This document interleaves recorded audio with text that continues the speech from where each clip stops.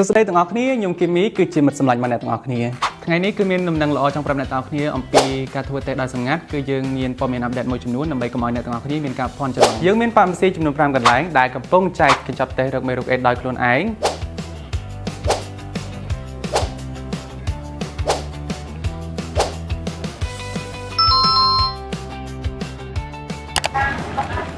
ពេលមកដល់ប៉ាម៉ាស៊ីយកកញ្ចប់តេស្តរួចទាំងអស់គ្នាអាចត្រឡប់ទៅវិញហើយធ្វើតេស្តនៅទីណាក៏បានចង់និយាយថាកម្មយកកញ្ចប់តេស្តនេះមិនតម្រូវឲ្យអ្នកគ្នាបង់ប្រាក់ឯងមួយវិញទៀតទាំងអស់គ្នាក៏មិនចាំបាច់ត្រូវធ្វើតេស្តនៅប៉ាម៉ាស៊ីដែរអូអ្នកទាំងអស់គ្នាចង់បញ្ជាក់ប្រាប់អ្នកទាំងអស់គ្នាថាកញ្ចប់តេស្តនេះតែដល់20នាទីឯងសំខាន់ណាស់លទ្ធផលច្បាស់ទៀតណាអូជប់សិនអ្នកទាំងអស់គ្នា